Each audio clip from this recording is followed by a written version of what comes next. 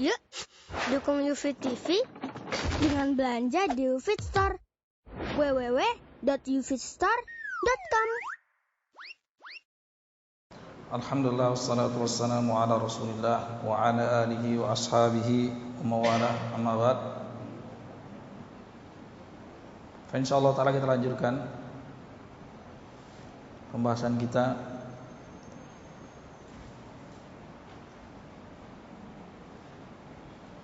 sudah masuk ke bab yang ketiga fil qarb, tentang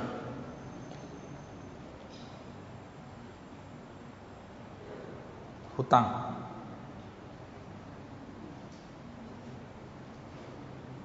Kita bahas karena erat kaitannya dengan permasalahan riba. Tapi sebelumnya kita singgung sedikit tentang yang lebih berkaitan dengan permasalahan sebelumnya, yaitu apakah boleh membeli emas atau perak atau dolar dan mata uang yang lainnya dengan cek, ya, dengan cek, ya.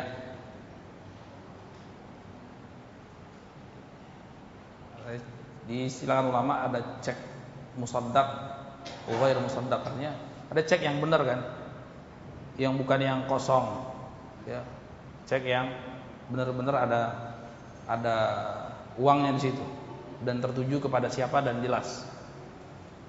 Kalau menurut pendapat mayoritas ulama di zaman sekarang, cek itu taqumu maqamal qabd. Cek itu sudah mengambil posisi di zaman sekarang sama dengan qabd. Sudah teranggap sebagai media serah terima yang sah. Dan bahkan sebagian kasus orang lebih memilih cek dibandingkan uang cash. Ya. Orang lebih memilih uang cek daripada uang cash di sebagian kasus. Ya, di sebagian kasus. Maka pendapat yang benar itu pendapat jumhur ulama, pendapat mayoritas ulama di zaman sekarang, yang menyebutkan bahwasanya boleh membeli emas atau perak atau rupiah atau dolar dengan cek. Kenapa? Karena cek itu sendiri sudah taqumu maqamal qabd menurut pendapat jumhur ulama. Ya. Sudah dengan cek tersebut seorang bisa dengan tenang, yakin, hampir 100%, bisa dikatakan 100%, asal dia mengerti prosedural cek, dia yakin di sini ada isinya. Kapan saja dia transaksikan, dia akan merasa aman dan nyaman di situ. Maka itu boleh. Kecuali kalau sekiranya ceknya kosong atau palsu atau yang tidak tidak terbukti ada saldonya. Nah, yang seperti ini tidak ada masalah, boleh. Ya, ini qarar Majma' Fiqih Islami juga. Kemudian beli emas dengan kartu debit, beli rupiah, beli dolar dengan kartu debit, ya. Boleh tidak? Ya, lebih boleh lagi, ya. Lebih boleh lagi. Jadi dengan kartu kredit, dengan kartu debit, orang bisa bertransaksi kapan saja, bahkan di jenis-jenis yang ribawi, ya, sekalipun. Ya. Yang ketiga, beli emas atau perak atau mata uang rupiah dolar dengan kartu kredit. Ini pendapat yang benar, pendapat mayoritas ulama, tidak dibenarkan, tidak boleh. Ya. Kartu kredit. Kenapa? Karena yang pertama jelas ada riba nasi'ah di situ. Kenapa? Karena kartu kredit itu tidak serta-merta masuk. Iya kan? Tidak serta-merta berpindah ke rekening si penjual. Dia butuh jeda. Berapa hari jedanya? Hah? Jedanya berapa hari? Siapa yang tahu? Orang gesek pakai kartu kredit. Perpindahan rekening itu bank mentransfer ke penjual itu berapa hari? Berhari-hari, bisa sepekan, bisa lebih. Nah, ini ada riba nasi'ah di situ. Ya, belum lagi hukum asalnya sendiri apa? Kartu kredit memang bermasalah karena tatkala orang buat kartu kredit dia dipaksa mau tidak mau harus menandatangani akad riba di situ. Kalau terlambat dia harus denda, dia tanda tangan. Ya kan? Padahal kan tadi sudah ada hadisnya. La'anallahu akilar riba. Ya. Wa mukilah wa syahidai wa katibah. Semoga Allah melaknat orang yang makan riba, yang memberi makan riba, yang mempersaksikannya, dan yang mencatatnya. Ya, terlaknat semuanya. Dari awal sudah menulis saya siap dilaknat Allah. Ya kan, kurang lebih seperti itu. Iya, makanya seperti ini dari awalnya sudah tidak dibenarkan. Ya, sudah dari awalnya sudah tidak dibenarkan karena seperti itu keadaannya. Faktanya seperti itu. Apalagi untuk ditransaksikan jenis yang ribawi, jenis emas, perak atau mata uang. Dia ada jeda di situ. Maka yang demikian tidak dibenarkan. Jadi yang tidak dibenarkan. Belum lagi hukum asalnya seperti yang kita sebutkan tadi.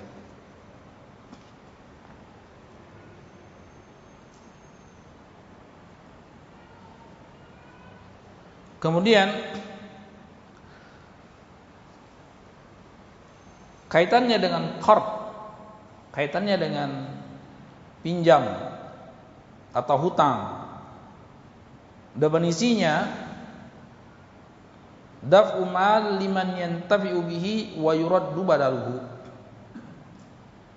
yaitu menyerahkan harta yang siap dimanfaatkan dan diwajibkan mengembalikan yang semisalnya. Ya, pinjam $1.000 ya kembali $1.000. Pinjam 100 gram emas kembali 100 gram emas. Ini pinjam ya. Jadi akadnya pinjam. Ya, pinjam apa saja ya kembali yang semisalnya. Ini disyariatkan. Boleh. Banyak sekali ayat-ayat Al-Quran dan hadis-hadis yang menunjukkan tentang keutamaannya. Dan di situ ada anjuran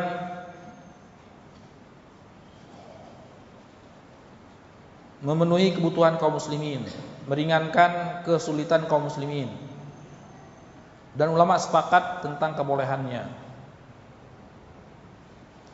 Diriwayatkan oleh Abu Hurairah radhiyallahu ta'ala anhu bahwasanya Rasulullah sallallahu alaihi wasallam istarafa min rajulin bakran.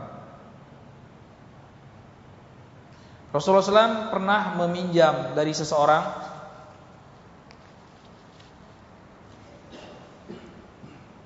seekor onta yang masih muda. Faqulima ilaihi iblis sadaqah fa amara Abu Rafi' ay yaqdi ar-rajul baqrah. Faraja ilaihi Abu Rafi' qala lam ajid fiha illa khiyaran rubaiyan.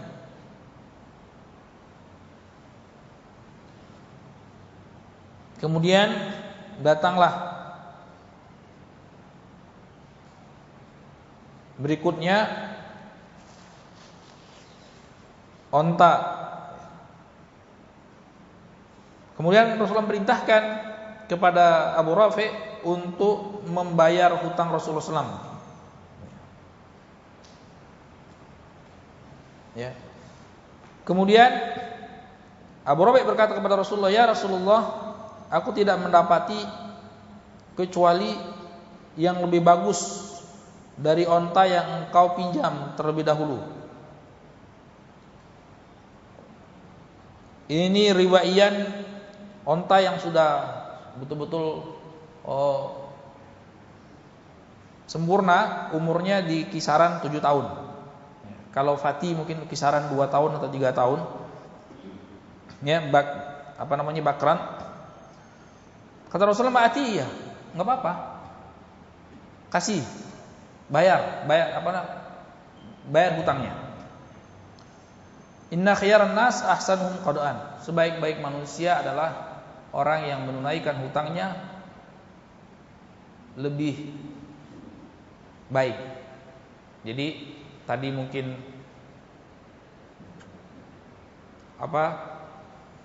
ontanya Rasulullah SAW pinjam hutang. Ontanya mungkin kisaran baru 50 kilo atau 70 kilo. Tapi setelah Rasulullah bayar dengan yang mungkin 2 kali lipat besarnya, sudah hampir 300 kilo. Ya, kata Rasulullah SAW, sebaik-baik manusia, sebaik-baik orang adalah orang yang tatkala membayar hutang, dia bayar dengan yang lebih bagus. Nah, ini boleh dan itu pahala. Ya, pahala. Ya, dengan catatan tidak ada persyaratan di awal, di muka. Jadi kalau ada persyaratan, nanti kamu bayar, saya pinjamkan 1 cempe, nanti kembalikan pejantan yang besar. Nah, itu riba, tidak boleh. Tapi kalau tanpa persyaratan itu bisa tertulis, bisa tidak tertulis. Kalau tertulis atau dilafalkan, atau yang urfi, syarat urfi. Syarat urfi itu apa? Syarat urfi itu sudah terlanjur membudaya bahwasanya kalau pinjam kambing cempe nanti bayarnya lebih bagus. Nah, yang seperti ini tidak boleh. Jadi syarat itu ada yang dilafalkan atau ada yang tertulis, itu jelas keharamannya. Ada yang syarat urfi, jadi memang tidak dilafalkan dan tidak tertulis. Tapi ya sudah tahu sama tahu lah, ya kan? Tega banget, sudah minjem baik segitu balik. Nah, ini kalau seperti itu, kalau ada seperti itu, maka itu tidak dibenarkan secara syariat.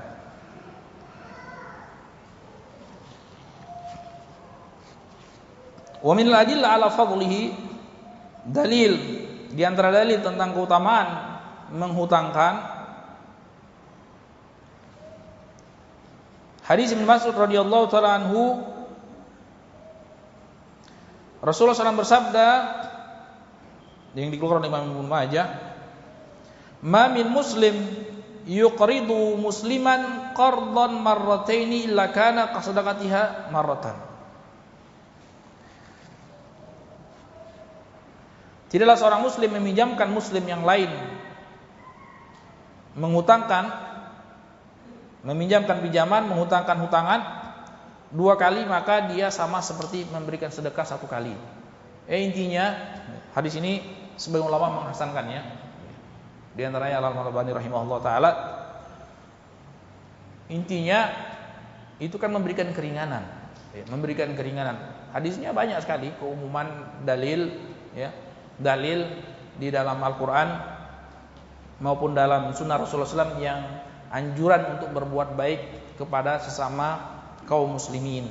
Rasulullah SAW bersabda, "Man nafasa an muslimin kurbatan min kurabatid dunya, nafasa anhu kurbatan min kurabi yaumil qiyamah." Barang siapa yang meringankan kesulitan seorang muslim, maka Allah SWT akan memberikan keringanan baginya, menghilangkan kesulitan baginya nanti di hari kiamat. Itu hadis yang seperti itu banyak sekali. Anjuran untuk tolong menolong dalam kebaikan. Wa ta'awunu birri wat taqwa wa la ta'awunu 'alal itsmi wal 'udwan. Tolong menolong dalam ketaatan, kebaikan, janganlah saling tolong menolong dalam dosa dan permusuhan. Ini orang baik, dia berhutang, mungkin dia butuh untuk anaknya sakit atau butuh untuk hal-hal yang emergensi lainnya dan sebagainya, maka dibantu. syurutuhu fi syurutihi wa ba'd al-ahkam muta'alliqah bihi. Beberapa persyaratan dan sebagian hukum-hukum yang berkaitan dengannya. Yang pertama, la yajuzu lil muslim ay yuqrida akhahu bi syarti ay yuqridahu ba'da dzalika idza rudda alaihi qardahu. Li'anna al-muqrid ishtarata naf'an. Tidak boleh seorang muslim untuk menghutangkan saudaranya dengan syarat nanti dia dihutangkan kembali setelah dikembalikan hutangannya. Ini tidak boleh.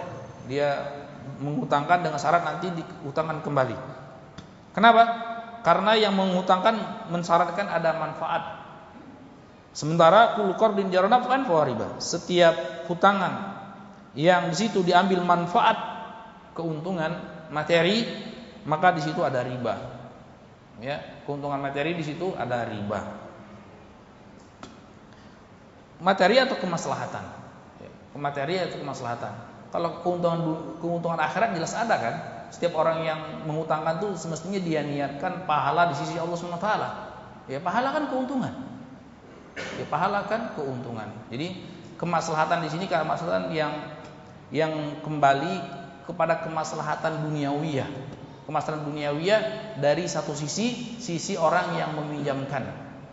Nah, ini yang tidak dibenarkan, Tapi ada sebagian kemaslahatan untuk kedua belah pihak. Dalam sebagian kasus dibenarkan. Jadi kullu qardin jara naf'an wa riba. Sebagian ulama mengatakan ada sebagian kasus kalau kemaslahatan yang untuk kedua belah pihak tidak ada masalah, seperti permasalahan subtaja. Apa itu subtaja? Orang berhutang, ya. Orang berhutang, si A berhutang kepada si B, ya. Tapi si A bilang nanti bayarkan hutangnya kepada si B di Klaten misalnya, di Surabaya. Saya punya hutang ke dia, nanti bayarkan ke dia saja. Ya. Terus dia kasih bayar pakai cek atau yang misalnya kasih dia atau transfer ke dia. Ini kan dia dapat keuntungan. Nah, kata ulama yang seperti ini pendapat yang benar bahwasanya boleh.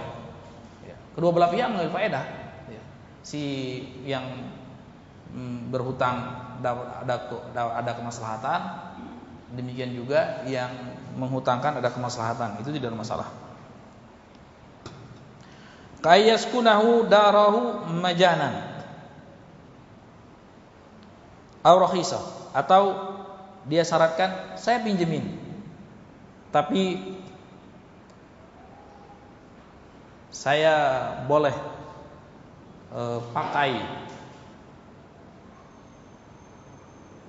rukonya gratis, ya, atau dengan harga yang lebih murah, atau dengan syarat dipinjamkan kendaraannya, atau manfaat yang lain. Ya, saya pinjamin, saya hutangi, tapi saya pinjam kendaraannya sekian hari. Nah, ini sudah tidak benar. Atau saya pinjamin, saya hutangin, tapi nanti saya pakai rumahnya atau tanahnya. Ya, itu tidak benar. Makanya yang sering sekali pertanyaan dan kasus di lapangan itu gadai. Ya, gadai, orang berhutang, biasanya orang-orang kampung, dia punya sawah. Itu yang umumnya sawah atau kolam ikan. Dia butuh, mungkin mau naik ke haji, ya, atau dia butuh anaknya sekolah, atau butuh anaknya mau beli motor, ya, dia datang kepada orang yang kaya. Ini saya mau hutang Pak, 100 juta. ini saya punya sebidang sawah, saya gadaikan buat jaminan. Ya, buat jaminan. Kemudian kapan bayarnya? Ya kapan-kapan sampai saya punya uang 100 juta. Ya, kemudian yang biasanya dan itu haram, terjatuh ke dalam riba, biasanya yang memberikan hutangan itu akan memanfaatkan tanah tersebut. Ya, dia olah, dia si pemberi hutang yang menggadaikan tidak dapat apa-apa. Itu kan yang lumrahnya. Lumrahnya seperti itu. Ini tidak boleh. Kullu qardin jara naf'an fa riba. Setiap hutangan yang ada ngambil manfaat keduniawiaan dari satu sisi, yaitu sisi si pemberi hutangan yang yang memberikan hutang dan memanfaatkan barang gadaiannya, tidak boleh. Ya, tidak boleh seperti itu. Jadi jaminannya dia manfaatkan. Ya. Kecuali Rasulullah SAW berikan keringanan. Ya. Yaitu perihal kalau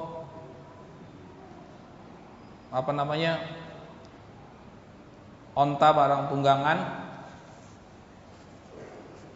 atau yang dijadikan jaminan itu sapi perah atau kambing perah. Ya. Maka yang seperti ini kata Rasulullah SAW tidak apa-apa dipakai, dikendarai, tapi tanggung jawabnya memberikan makanan itu si yang dititipin gadaiannya tadi, si titipin jaminan atau agunannya. Atau susunya dimanfaatkan tapi makanannya ditanggung oleh si penerima jaminannya tadi. Kenapa demikian? Karena di sini ada kesempurnaan syariat. Kalau hewan tersebut dibiarkan terkurung, misalnya onta yang dia kendarai terkurung, tidak dijalankan, ya, kemudian tidak diberi makan, mati dia, percuma saja dijadikan gadaian. Dan syariat Islam tidak mungkin membiarkan harta itu hilang dengan cuma-cuma. Ya. Maka diberikan keringanan, tapi pas dengan kadarnya. Ya. Tidak dieksploitasi. Termasuk yang disalah kaprahi dikiaskan oleh sebagian teman-teman, dan ini sudah ditanyakan kepada Syekh Ibnu Utsaimin, tidak benar. Jadi mobil yang digadaikan atau motor yang digadaikan dia manfaatkan dieksploitasi sebesar-besarnya. Jadi motor dipakai kemana-mana, kadang-kadang dibuat ngojek, kadang-kadang dibuat Grab car dan lain sebagainya, ini tidak dibenarkan. Kenapa? Karena beda. Ya, kalau onta tidak dikasih makan, tidak dijalankan, sakit mati dia. Ya, tapi kalau mobil kan paling cuma sekedar dipanaskan, maka dia tidak mati. Maka berdasarkan hal tersebut, ulama mengatakan kan karena kesempurnaan syariat Islam itu tidak membiarkan harta itu musnah atau terbengkalai dengan sia-sia. Maksudnya apa? Maksudnya dengan kaitannya kita kasih contoh orang yang berhutang dengan 100 juta kemudian dia gadaikan sepetak sawah. Itu kan kalau sawahnya dibiarkan kan tidak dimanfaatkan oleh si pemilik sawah maupun yang menghutangkan, maka akan sia-sia. Kan tidak sesuai dengan konsep syariat. Kalau begitu bagaimana? Ya ada solusinya. Solusinya diambil kemanfaatan bersama. Tadi kan kita katakan kalau kemanfaatan yang bersama tidak ada masalah. Bagaimana caranya? Dibuat akad yang baru. Akad yang pertama yaitu akad hutang piutang. Akad minjam dan pinjaman dan meminjamkan serta mengambil pinjaman. Ya, hutang piutang. Itu akad yang pertama. Akad yang kedua memang ada di situ rohan. Ulama mengistilahkan rohan, barang yang digadaikan, dijadikan jaminan. sepetak sawah di sini atau ruko di situ misalnya, ya boleh dimanfaatkan kedua belah pihak, tapi dengan akad yang baru. Jadi akad yang kedua, dia buat akad yang kedua supaya masing-masing pihak mendapatkan kemaslahatan bersama. Bagaimana? Jadikanlah sawah tadi sebagai media bercocok tanam, ya, antara si pemilik sawah dengan si yang mengelolanya. Jadi dianggap sebagai pengelola dan pemodal. Sementara si yang meminjam tadi dianggap sebagai pemilik lahan. Ya tinggal akad sewa saja. Sewanya bagaimana? Sewanya dikatakan ulama itu bidunin muhabah. Jadi dia buat kerjasama, silakan. Kerjasama siapa? Si pemilik lahan biasanya berapa? Oh, untuk keumuman daerah sini ya kisaran si pemilik lahan dapat 30% misalnya. 30% dari hasil panen. Sementara si pemodal dan pengelola dapat 70% misalnya. Atau kalau sekiranya dianggap sebagai si pemilik lahan sekaligus mengelola, ya bisa dapat 50% misalnya. Si pemilik modal 50%. Nah dia buat akad yang baru. Nah ini tidak ada masalah. Jadi tidak termasuk kulukor jarna pun riba, karena tadi kita katakan maksudnya manfaat yang diharamkan itu manfaat yang murni kembali kepada si penghutang. Tapi di sini tatkala dia buat akad yang kedua, maka itu terlolos dari hutang. Tapi dengan syarat dikatakan ulama bidunil muhabah. Jadi bukan dengan sisi keterkaitan dengan hutangnya. Maksudnya apa? Maksudnya kalau lumrahnya si pemilik lahan itu dapat 30%, tapi karena dia merasa berhutang, ya udahlah saya ambil 10% saja. Nah ini tidak boleh. Itu namanya bidunil muhabah. Tidak dibenarkan. Atau misalnya kalau ruko keumumannya ya disewakan, gini aja Pak, daripada rukunya terbengkalai, rusak, tidak dimanfaatkan, sekedar jadi jaminan, ini tidak sesuai dengan syariat Islam. Syariat Islam tidak menyia-nyiakan harta. Ya. Terus bagaimana? Ya, saya manfaatkan saja itu ruko, saya sewa dengan akad yang baru. Ya, nanti kan Bapak dapat hasil sewa itu, jadi tidak murni saya yang mendapatkan manfaatnya. Ya, oh tidak masalah. Berapa pasarannya? Oh di daerah situ pasarannya lumrahnya kisaran 50 sampai 60 juta per tahun. Ya udah bayar 50 sampai 60 juta, bayar. Ya, kan dia bisa buat macam-macam, dia bisa buat nyicil dan lain sebagainya. Tapi kalau sekiranya ma'al muhabah, ya karena dia sudah terlanjur mengutangi kan enggak enak. Ya, ada rasa tidak enak, ya udahlah. Itu memang pasarannya 50 juta sampai 60 juta, tapi karena Bapak sudah baik hati mengutangi saya bayarin saja 20 juta. Nah, ini tidak benar. Tidak dibolehkan seperti itu. Paham ini? Paham kan? Jadi hal yang demikian dibolehkan.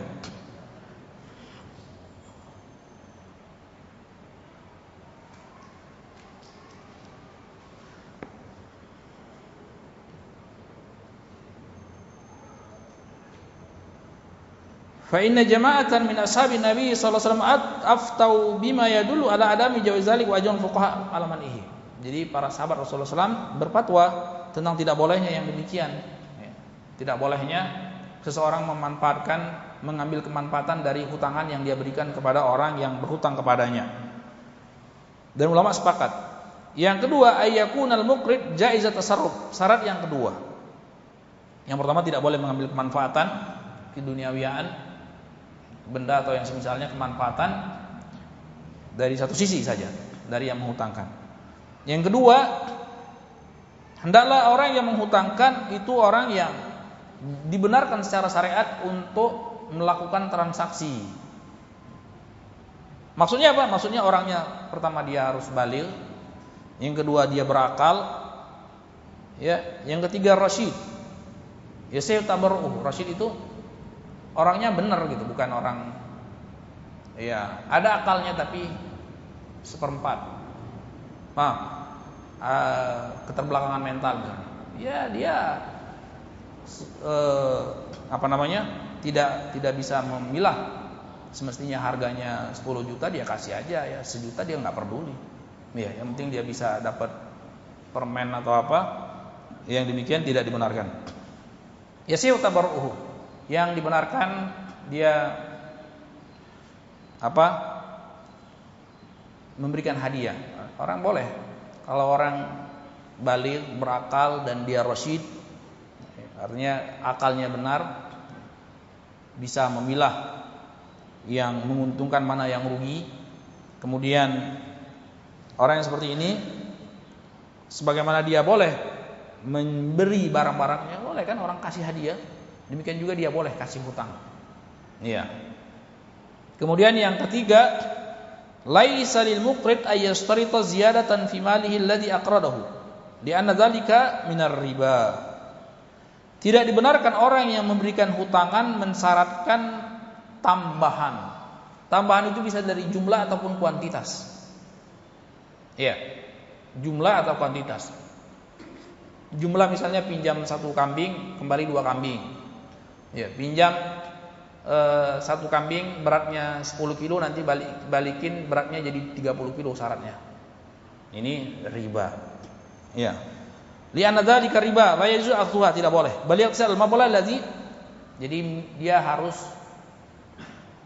cuman menerima apa yang dia pinjamkan. Pinjam 10 juta ya kembali 10 juta. Pinjam kambing yang takarannya 10 kilo kembali 10 kilo. Sekalipun orang yang berhutang mau memberi lebih, yaitu dengan kelapangan hati dia, suka-suka dia mau kasih lebih ya alhamdulillah, kalau tidak ya cukup apa yang kita telah berikan saja, yang telah kita pinjamkan saja. Idza raddal muqtarid 'alal muqrid ahsan mimma akhadha. Nah, ini poin yang keempat. Idza raddal muqtarid 'alal muqrid ahsan mimma akhadha minhu aw a'tahu ziyadatan duna syartin aw qasdin sahha dzalika. Lian tabarru minal muqtarid wa sunna qada'an. Wa yadullu alaihi hadis Abi Rafi' as-Sabiq. Apabila seandainya orang yang meminjam mengembalikan kepada orang yang meminjamkan, orang yang berhutang mengembalikan kepada orang yang menghutangkan yang lebih baik. Lebih baik secara kualitas maupun kuantitas. Ya, lebih banyak secara kuantitas maupun lebih baik secara kualitas. Ya. Tanpa syarat. Tadi kita sebutkan syarat di sini baik syarat yang disengajakan ditulis pakai materai, ataukah dilafalkan sebelumnya, ataukah tidak ditulis dan tidak dilafalkan tapi sudah menjadi budaya. Ya, apa? Ngono yang ngono apa? Nek ojo ngono. Ya, saya pinjamkan 10 kilo. Ya, pengertian lah, masa kembalinya cuma 10 kilo. Coba kalau saya jual, saya dapat berapa? Ya ngono yang ngono. Nek ojo ngono. Ya, ini tidak dibenarkan. Jadi baik syarat yang dilafalkan atau tertulis ataupun sudah menjadi budaya itu tidak dibenarkan. Jadi betul-betul dengan kemurnian, keikhlasan dan ketulusan, kelapangan hati yang memberikan hadiah. Rasulullah SAW bersabda, la yahillu malu mri'in muslim illa bitibatin min nafsi. Tidak halal harta seorang muslim untuk kita manfaatkan, untuk muslim lainnya manfaatkan, kecuali dengan kelapangan hati, dengan kelapangan dada, dengan lapangan dia kasih, dia berserikat, dia pinjamkan. Ya, ini umum sifatnya. Jadi harus diingat. Jadi tidak boleh orang semena-mena, baik dalam hal meminjam atau memanfaatkan barang orang lain, kalau sekiranya orang yang kita pinjam atau orang yang memberi kepada kita itu tidak lapang. Kenapa? Karena haram hukumnya. Karena haram hukumnya. Ya, makanya Rasulullah SAW menegaskan, man akhadha malan bistisrafi nafsin la yubarak lahu fi. Barang siapa yang memanfaatkan harta ya dengan keinginan ya, kemudian dengan keinginan yang kuat, maka tidak akan diberi. Jadi tidak akan diberkahi oleh Allah Subhanahu wa taala. Maksudnya apa? Maksudnya ketika orang memberi kepada kita, itu enggak serta-merta kita terima. Barangkali dia memberi karena tidak enak. Maka supaya kita dapat berkah, jangan diterima yang seperti itu. Ada kan? Ada yang orang memberi itu separuh terpaksa. Karena enggak enak dia kasih, jangan diterima. Karena itu harta yang tidak diberkahi oleh Allah Subhanahu wa taala. Tapi kita lihat ada kali, terus bagaimana tahu? Ya kita tahu lah. dengan karina, dengan indikasi-indikasi. Ya, kita kan manusia, yang ngasih juga manusia, punya perasaan. Iya kan? Punya perasaan. Bagaimana rasanya ini dengan lapang dada, dengan tidak kan tahu. Punya indikasi barometer yang bisa merasakan seperti itu. Jadi itu penting. La yahillu malu mri'in muslim illa bi tibatin nafsi. Tidak halal harta seorang muslim untuk dimanfaatkan oleh muslim yang lainnya kecuali dia harus lapang dada. Tidak boleh karena terpaksa, tidak boleh juga karena tidak enak. Jadi betul-betul dengan keikhlasan. Dia ngasih dengan keikhlasan. Ya, saya ngasih ikhlas dan tulus, bukan karena keterpaksaan, bukan karena tidak enak. Saya meminjamkan ikhlas dan tulus, bukan karena keterpaksaan atau ketidak enak. Jadi seperti itu. Ya, ini beda dengan bai'ul muttar. Ya, ada dalam hukum jual beli orang yang terpaksa menjual, ya karena terjerat hutang atau karena sakit dan lain sebagainya. Ini lain pembahasan.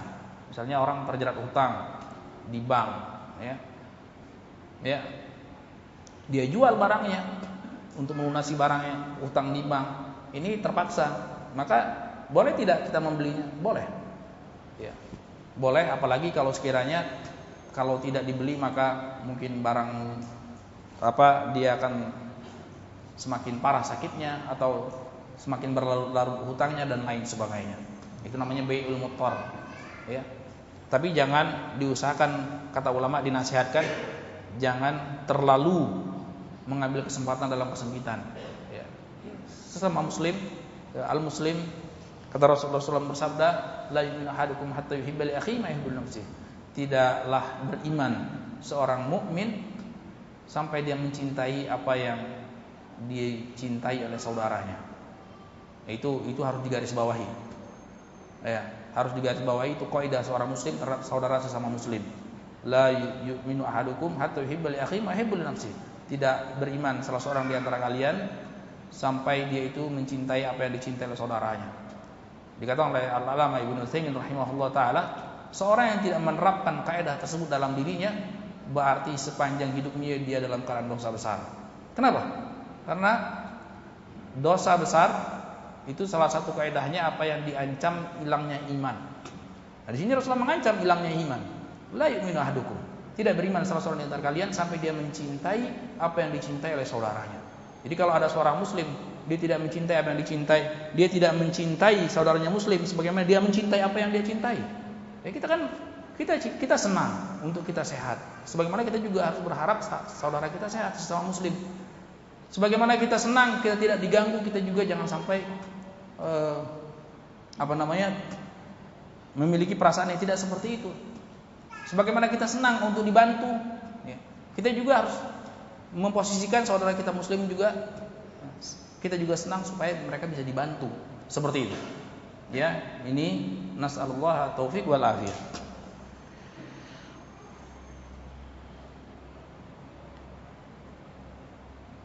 Kemudian ayyakun al-muqrid malikan lima yuqriduhu wa la yajuzu lahu ay yuqrida ma la yamlik. Hendaklah orang yang meminjamkan dia itu memiliki barang yang dia pinjamkan. Ya, jangan barang orang lain yang dia pinjamkan. Iya kan? Iya, itu tidak boleh. Termasuk dia menjual barang orang lain. Kan ada hadisnya. Ya. Jadi yang dimaksud dengan naha Rasulullah sallallahu alaihi wasallam abi arujul mala yamlik, tidak halal bagi seseorang untuk menjual barang yang dia miliki. Maksudnya barang tetangga dia jual. Ya, bukan barang dia. Seperti ini. Saya beli itu motor. Oh iya boleh, berapa? 10 juta ya, 10 juta. Padahal dia belum transaksi dengan si tetangganya. Ini tidak boleh. Ya, itu tidak boleh. Ya. Kemudian apalagi kaitannya dengan meminjamkan. Barang orang lain dia pinjamkan. Tidak benar. Yang keenam, minal muamalat ribawiyah muharramah. Termasuk transaksi ribawi yang diharamkan oleh syariat. Ma taqumu bil bunuq fi waqtin al-hadir. Apa yang dilakukan oleh bank-bank yang ada yang ada pada masa sekarang ini. Seperti apa? Min aqdi qurudin bainaha wa baina dzawil hajat. Tatkala mereka meminjamkan, memberikan pinjaman dana segar istilahnya. Padahal nggak segar itu, busuk itu. Ya. Fresh money, nggak fresh. Di situ ada dosa besar.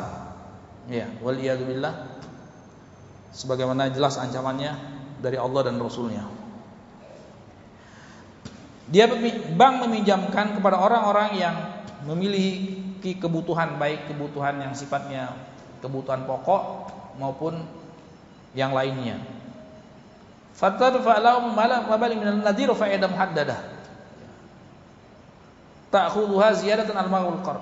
Jadi bank memberikan dana tadi misalnya 100 juta plus ditambah faedah bunga. Bunga itulah riba namanya. Jadi bukan bunga. Ya. Bunganya beracun. Iya itu. Racun dosa besar, yaitu dosa riba. 100 juta totalnya dengan bunga-bunganya jadi 150 juta.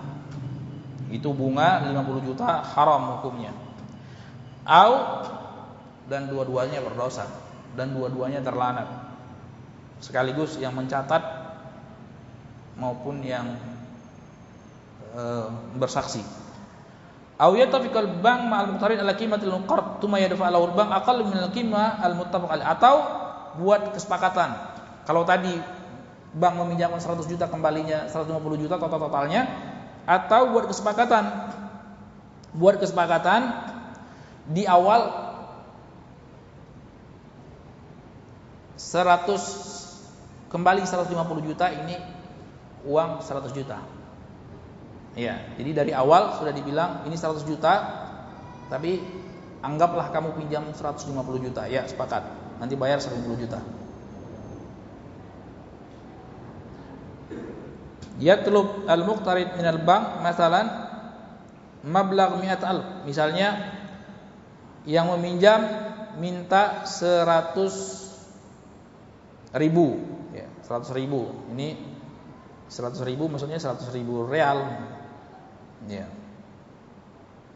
Fayu'ti lahul bank 80.000. Kemudian bank memberi pinjaman 8. Tadi 100.000, bank memberikan pinjaman 80.000. Dia butuh 100.000, tercatat hutangnya 100.000, tapi bank memberikan 80.000. Wa yusharat alaihi radduha 100. Kemudian buat persyaratan, ya ini 80.000, tapi nanti kembali berapa? 100.000. Nah, itu riba. Ini riba jahiliyah. Jadi riba jahiliyah. Jadi kita ini di sekitar kita ini masih banyak jahiliyahnya. Ya. Dan ngerinya jahiliyahnya justru jadi tulang punggung perekonomian bangsa. Nah, ngeri tidak? Ya, sangat mengerikan. Ya. Waliyadzubillah, tinggal menunggu azab dari Allah Subhanahu wa taala. Ya. Kita sudah lihat bagaimana azab-azab yang lahir maupun yang batin kita dapatkan. Kemudian yang berikutnya berkaitan dengan permasalahan kita juga, bab yang keempat ar-rahn. Tadi kita sudah singgung sedikit, yaitu tentang jaminan rahan, gadai. Ya, jadi orang berhutang, dia menggadaikan rumahnya, menggadaikan tanahnya, menggadaikan mobilnya. Ya. Dan ini juga jamak kan, pegadaian. Iya, seperti itulah.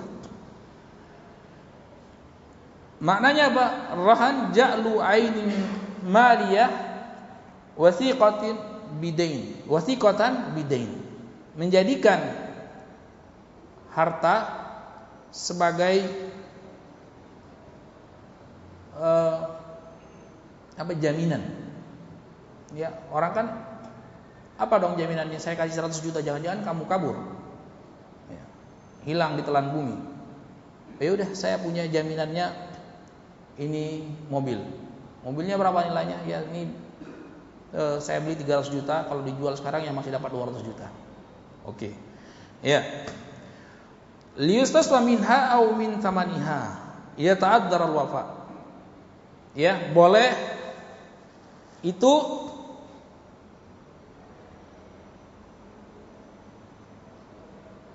dibayar dengannya atau dibayar dengan harganya.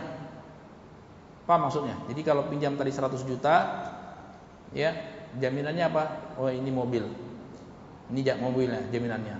Nanti apa? Nanti faedahnya kalau tidak sanggup bayar, itu mobil bisa dianggap sebagai alat bayar.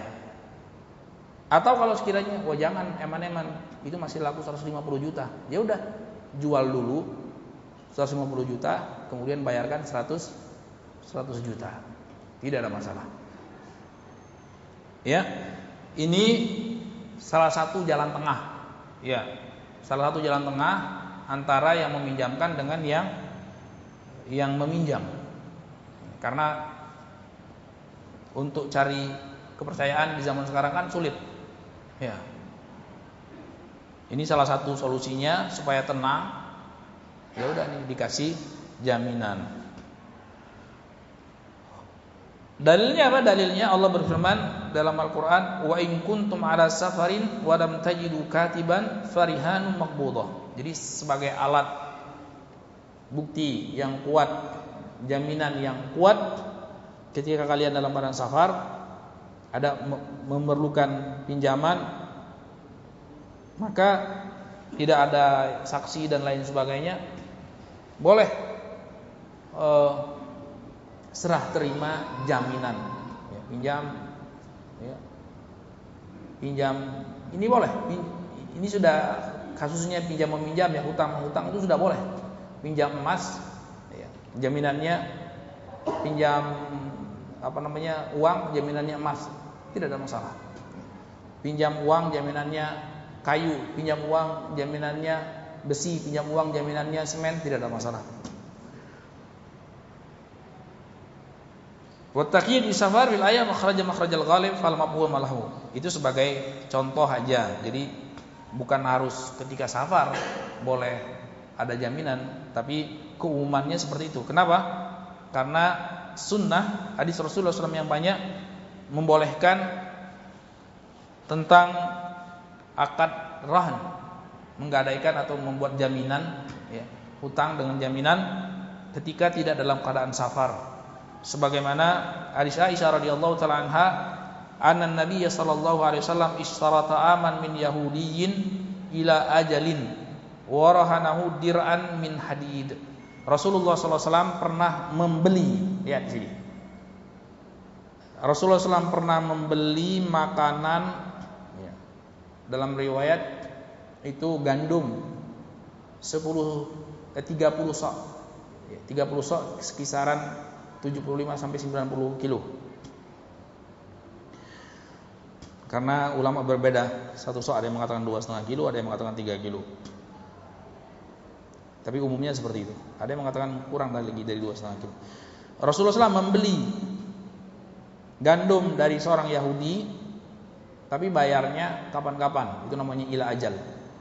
Tidak bayar cash, tapi bayarnya kapan-kapan, ya, dengan umumnya ya alat tukar, ya kalau tidak dinar ya dirham. Tapi supaya Rasulullah ingin menunjukkan akhlak yang mulia, supaya orang Yahudinya juga merasa yakin dan mantap, Rasulullah SAW jaminkan. Rasulullah SAW punya baju besi, padahal mungkin nilainya jauh lebih besar daripada harga 30 sok daripada gandum tersebut. Ini dalil menunjukkan bahwasanya boleh yang seperti itu, jaminan. Ini juga dalil bagi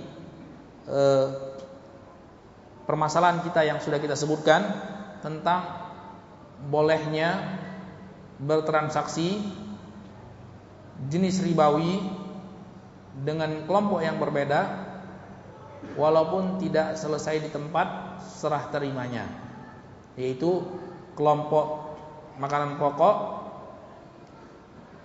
dijual atau ditukar dengan kelompok alat tukar emas, perak atau mata uang yang lainnya. Ini tidak harus disyaratkan selesai di tempat serah terimanya, boleh kapan-kapan, ya kan? Jelas kan? Bosnya boleh. Orang beli beras dengan cara ngutang, bayarnya bulan depan, bayar beras tidak masalah, selama bayarnya betul-betul beli, dia beli, beda dengan menghutang, dia beli, kemudian bayarnya bulan depan.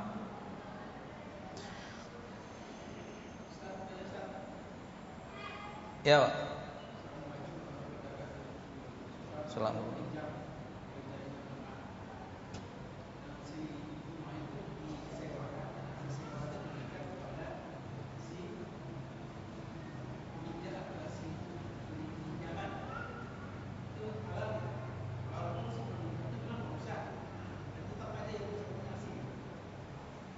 Tidak boleh, ya, karena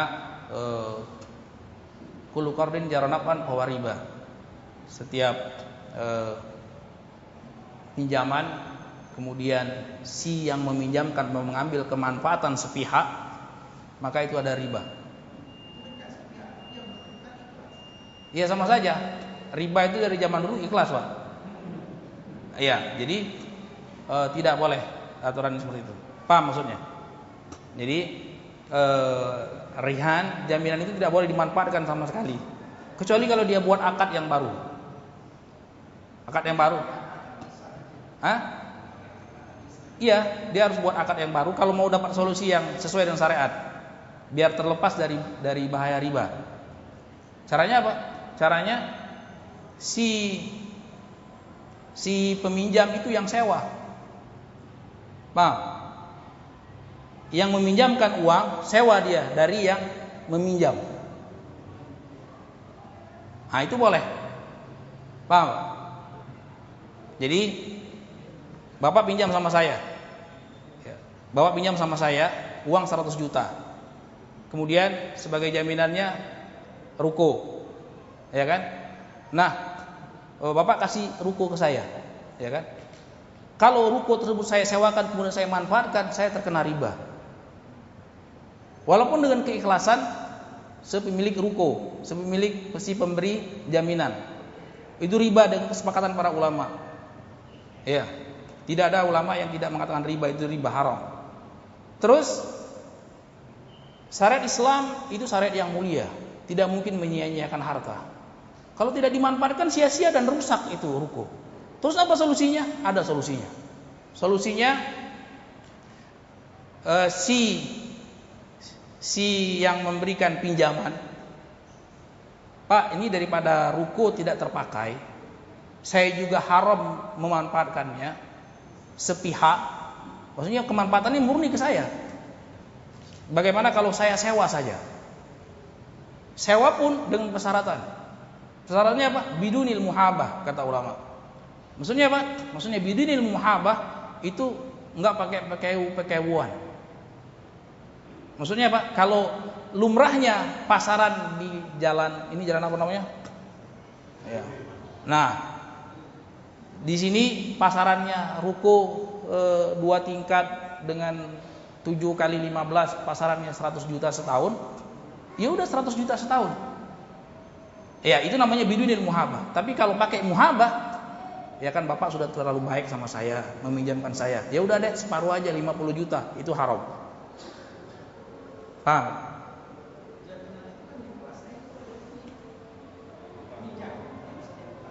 Iya, tapi tidak boleh dimanfaatkan sepihak. Maksudnya mengambil faedah sepihak itu riba. Tahu ya? Ya, ini keumuman yang tidak dibenarkan secara syariat. Maksudnya apa? Dan ini jamak karena ketidaktahuan kaum muslimin dalam permasalahan ini, seolah-olah ini dianggap lumrah. Tapi itu tidak benar secara syariat.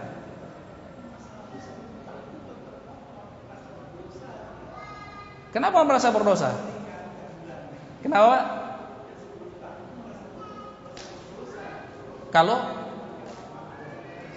yaitu persetujuan yang dibangun di atas dosa, kelapangan hati yang dibangun di atas keharaman, tidak boleh.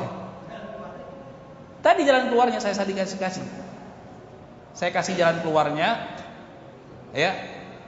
Bagaimana si penghutang menyewa si pemberi hutang, si pemberi pinjaman menyewa kepada si pemilik agunan. Dia yang menyewa. Karena ada jalan keluar itu. Dia manfaatkan rukonya. Oke? Itu kan ada manfaat kan? Dia manfaatkan rukonya, kemudian uangnya dia kasih ke si pemilik ruko. Kan sama-sama dapat manfaat. Saya manfaatkan rukonya, kemudian si pemilik ruko manfaatkan uangnya. Itu solusinya syariat seperti itu. Itu pun dengan catatan bidunil muhabah, tidak pakai pekewu-pekewuan. Maksudnya apa? Kalau ada pekewu maka haram. Pekewu misalnya apa? Karena bapak sudah baik sama saya, pasaran di situ tahu pak, saya tanya aja, pasarannya 100 juta, tapi karena bapak sudah baik saya kasih 50 juta saja. 50 juta itu haram. Ya, jadi harus hati-hati dalam masalah ini. Jelas Pak ya? Itu yang tuntunan syariat yang sebenarnya, dan tidak ada ulama yang bersisi paham dalam semua ini. Semua mazhab sepakat dengan pemahaman seperti ini. Ya, walaupun kebanyakan kaum muslimin tidak sadar bahwasanya mereka terjatuh ke dalam hal yang diharamkan oleh Allah Subhanahu wa taala. Baik. Jelas insyaallah. Baik, kita tunda sampai setelah salat zuhur. Wabillahi taufiq. Wassallallahu ala Muhammad wa ala alihi wasallam. Walhamdulillahirabbil alamin.